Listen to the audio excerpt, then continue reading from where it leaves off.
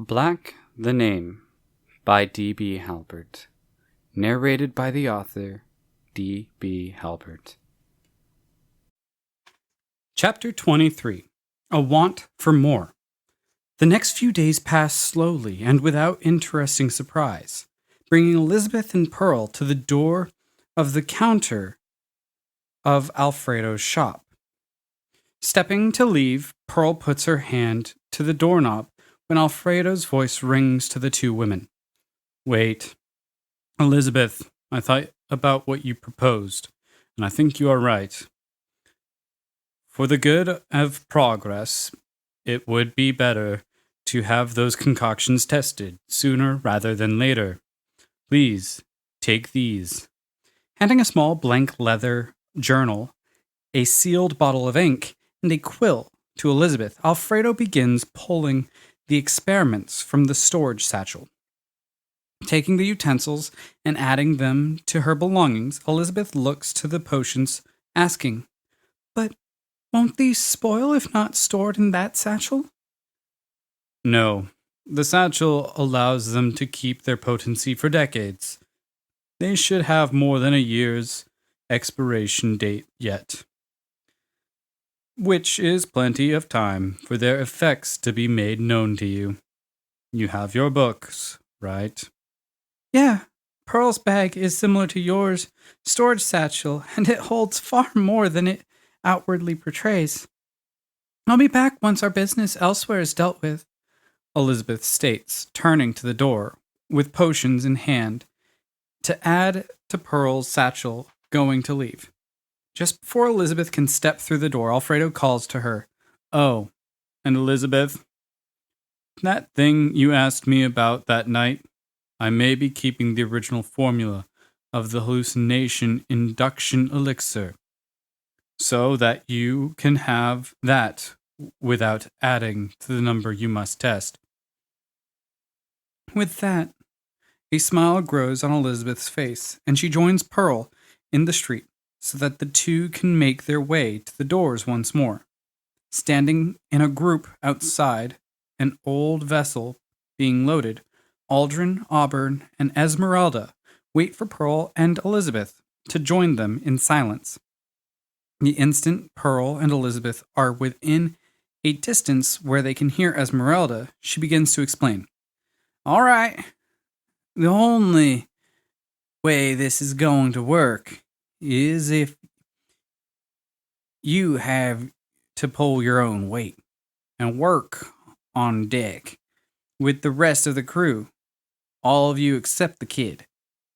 We need you to hide because this vessel is classified as a trade ship destined for Druheim. The Port Authority is going to perform an inspection before we are allowed to set sail. Raising her hand, Elizabeth interjects, "You don't have to worry about hiding me." And shifting to be in Pearl's shadow, the even slight lack of light magically causes her to vanish from sight. Before Elizabeth can continue, Esmeralda points at where she saw Elizabeth, saying, "All right, that's creepy."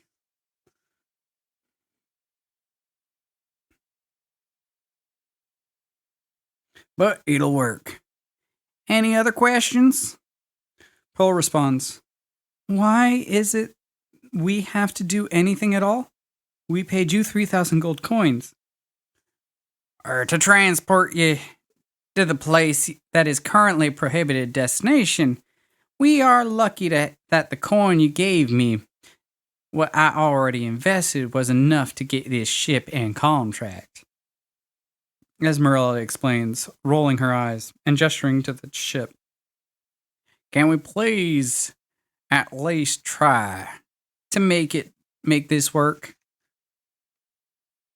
Without the need for any more convincing, the group allows Esmeralda to lead them onto the ship to a place where there are 4 cramped but individual rooms, where she explains, I did at least make sure you got your own rooms.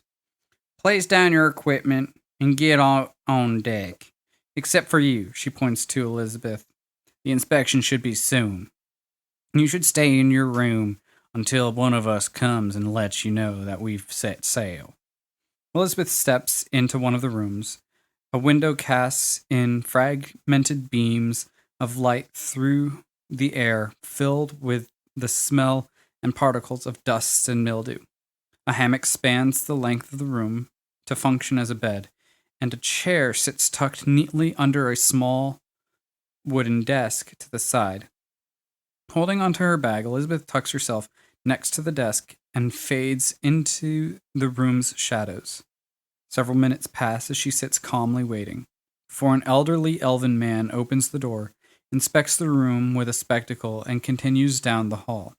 Several more minutes that bring the time sat doing nothing to nearly an hour pass before Pearl steps into the room saying, "Lizzie, we're out of port now. You can stop hiding." "Thank goodness," Elizabeth exhales, feigning having held her breath the entire time she was waiting. "Were you holding your breath?" "No, but I don't think I need to come outside. If I can just get those books and the experiments, I can stay out of the way here pretty easy." "Sure, here," Pearl says as she begins digging in her satchel. Elizabeth steps from the room while Pearl rummages unnecessarily through the bag, returning before Pearl pulls out the final of the tomes, saying, "There, I placed my third eye on the mast, so if anything important happens on deck, I can be there." Sometimes I forget how smart you are." "Yeah, that's a great idea. I will be back after sundown so that we can do another test of one of those things. You pick this time," Pearl responds before leaving the room and returning to the deck. Elizabeth remains in her room for the rest of the day, reading the first of the tomes Alfredo assigned her, a book titled Basic Alchemy by an individual named Clack Mulder.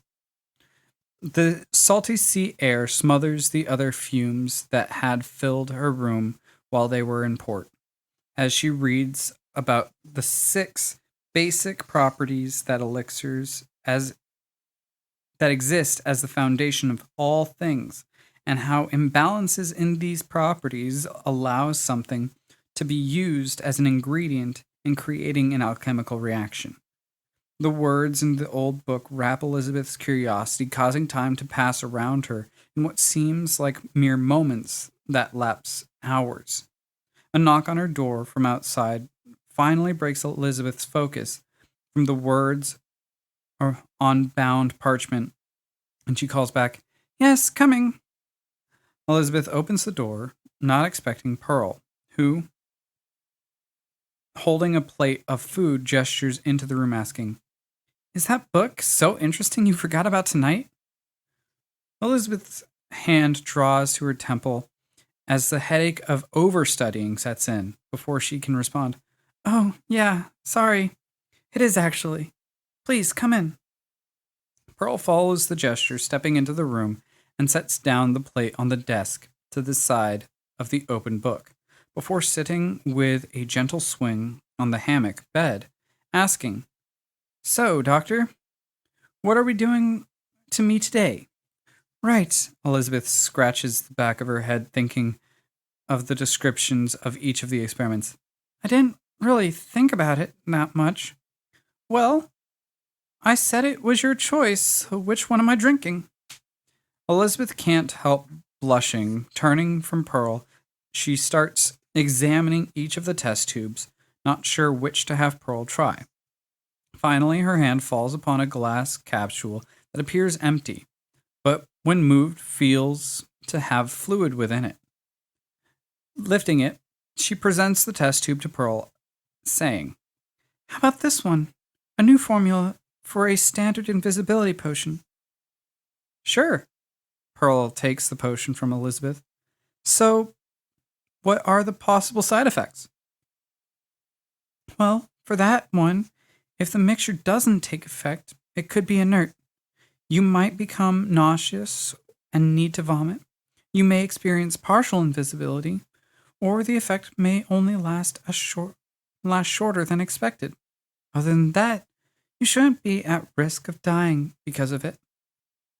Well, that is good to know. Which one are you trying? Elizabeth immediately grabs one of the vials without hesitation. This, this one. And what does that do? Elizabeth tries to conceal her blushing face, turning to the food, saying, It's supposed to induce hallucinations. Well, okay. How long does an invisibility potion normally last? So we know about how long it should last after I drink this. 2 hours. Bottoms up, Pearl says, holding her test tube out to Elizabeth and clinking the two glass tubes together. The two down their individual elixirs. Within moments, Pearl feels the gurgle in her stomach and the liquid that smelt of paint thinner having some effect on her. A second more proves the time needed for a full effect to take place, as Pearl and the many things she wears fade and vanish, becoming undetectable by sight. Looking to Elizabeth, but not being seen by her young friend, Pearl asks, Well, mine works. You feeling anything? Blushing again, Elizabeth responds, softly placing a hand on her stomach. No, not yet. I should probably eat so I don't get queasy. Good thinking. Hey, do you have a good idea of what time it is so that we can observe when my thing wears off? Yeah, Elizabeth says through a mouth of dried meat and pickles. Elizabeth finishes the plate, and the two women sit in the room in near silence, not sure if or what they should talk about, having experienced the same things together for the past several days. At a point in the silence, Pearl asks, So, you want to let Boop stretch his eye stalks? With a shrug, Elizabeth waves in Boop's direction, and the sphere surges, animating once more into a joyful creature, flying up and immediately licking Elizabeth's face, like a dog greeting its master. Elizabeth has to push Boop away, laughing. Easy! Hey, I'm glad to see you moving too, Boop. The golden radiance that glows from a point in the roof that Elizabeth magically placed suddenly goes out, casting the room into darkness. After a moment, the light reappears, revealing Elizabeth standing on the chair, reaching to the ceiling with the tip of her finger just barely touching where the new pinpoint of light glows. With the light illuminating the room once more, Pearl is revealed, visible once more to the human eye. Looking at her hands, Pearl laughs. Well, that was it. What time did we get, Lizzie? Jumping from the stool, Elizabeth responds, Well, that magic lasts about 3 hours, since the last time I timed it. So, I'll write 1 to 3 hours for Alfredo. Well, you should probably get to bed. You have work on deck with the rest of the crew in the morning. Wait, what about you? Are you still not feeling anything? Nope. Guessed it must have been a dud. I will tell you what, though. If I do start hallucinating, I will call you. And I will stay in this room, Elizabeth says, pushing Pearl out of the door. Pearl isn't even given a chance to respond before the door is closed, and Elizabeth turns into the room, placing a hand over her stomach that begins to churn and bubble in a way that feels familiar. Quickly moving to her bed, Elizabeth lays down in the hammock. Pulling the green energy serum from her bag, she dips her tongue into it again, sending a sudden feeling of being awake and alert through her once more. Replacing the rest of the energy serum in her bag, Elizabeth reclines in the hammock, eagerly anticipating the imminent transformation. Moving one of her hands to her stomach, again as it begins to gurgle, Elizabeth feels the visions she had in her nightmare come to life. Under Elizabeth's hand, she feels her stomach region move and bubble like boiling water. A warmth fills Elizabeth with strange unknown sensations and spreads with visible veins that bulge with the familiar feeling of liquid passing through her body. Elizabeth feels every inch of her body trembling with pleasure, and it craves more, while the fluid fills and stimulates every crevice that exists within her. The young adolescent's mind can't stop her body from twisting in place, aiding the spread of the fluid under her skin, helping them coat every fiber of her being. Her hands press into her clothes, sending surges of a feeling that she had not felt before, but a feeling she wants more of. The room seems to become even hotter for Elizabeth with each of her movements, and in an act of desperate instinct, she hastily pulls off her outfit, throwing it to the floor, not missing a beat in her writhing of pleasure. Nearly an hour passes with Elizabeth shifting in her hammock, pressing her hypersensitive body against itself before the fluids within her stop pumping in surges that amplify every pleasurable sensation. The flow slows to a stop that begins to pull in from Elizabeth's appendages, leaving them cold, thirsting for the heat to return. The warmth of the fluid concentrates in Elizabeth's chest and her hips, as does so too the strange, pleasurable sensation. Tightly crossing her legs and rubbing her inner thighs together, Elizabeth can't help softly biting her lower lip as she brings her hand to her chest, feeling the flesh that already overflowed her grasp bulge forward, nearly doubling in mass within her spread fingers. A sudden, brilliant collision of Elizabeth's sensations cause her to gasp, with the room suddenly feeling light before laying back down. She is left feeling so exhausted she simply sleeps. Sunlight pierces Elizabeth's eyelids, waking her from her sleep in a puddle of sweat. A knock on the door puts Elizabeth into a panic. Hurriedly, she leaps to her feet, desperately squeezing into her clothes, calling back to a second knock. "One moment, I'm getting dressed." Not hearing that her voice has become even ever so slightly a higher, more elegant tone with a radiance to it. In her haste, Elizabeth doesn't notice that while her tailored outfit squeezes tight to her chest as well as her posterior and hips, it sits looser around her waist, with spare room where there wasn't any before. She also doesn't notice her hair draping down to nearly dust the floor with its tips as she swings the door open to see Pearl with a bowl of food standing on the other side. Standing with Elizabeth only an inch shorter than her, Pearl's eyes widen as she sees the young girl in the same outfit as the day before, but straining to contain the further accentuated curves.